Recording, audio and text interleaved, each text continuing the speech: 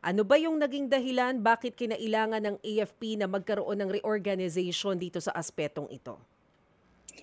Um, Nagre-reorganize naman tayo ng Armed Forces of the Philippines talaga depending no ah, sa modern challenges that we're facing.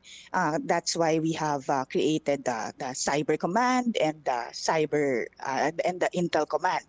So dito naman meron din tayong mga iba't ibang thrusts no on how we would be transitioning yung ating itong comprehensive archipelagic defense concept natin kasama yan, tinitingnan natin paano natin i-reorganize yung ating mga personnel and so from transitioning to internal security operations to territorial defense. So dito Mhm. naman ang clarification natin dito no, ito namang Vice Presidential Security Group Security and Protection Group, yung ating VPSPG, hindi naman ito na disband, no?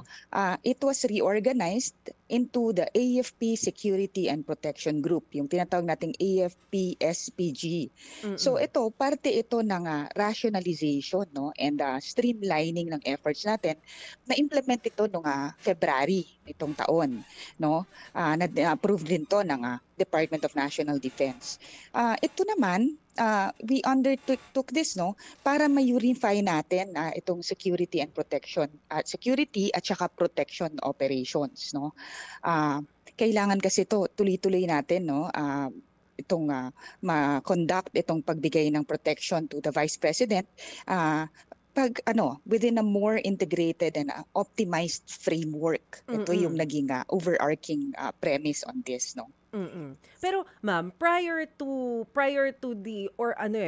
the establishment of VP-SPG, hindi naman talaga nakaseparate, hindi po ba, yung security na nakafocus sa Vice Presidente ng bansa. Nagsimula lang siya ng 2022.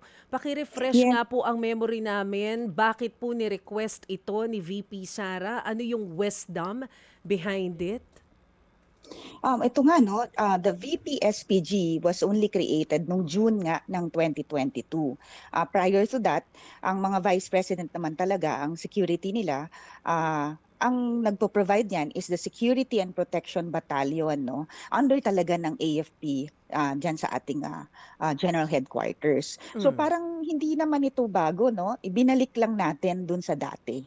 Mm. Pero bakit nga po siya binuo nung panahon na yon? Is this in anticipation of, possible misunderstandings among alliances? Hindi naman ito, no, we cannot speculate on how this was done. Na may ganyan naman, hindi naman natin, syempre hindi naman natin dapat isipin, no, meron na merong ganyan talagang inanticipate na magkakaroon ng ng rift. But this was a request during that time and na-approve naman ito nung 2022. So nagkaroon tayo ng ganong separate na unit nga. But this time, yun nga, dahil tinitingnan natin itong organization natin and how we could also maximize the utilization of our personnel, yun, binalik lang din natin dun sa dati.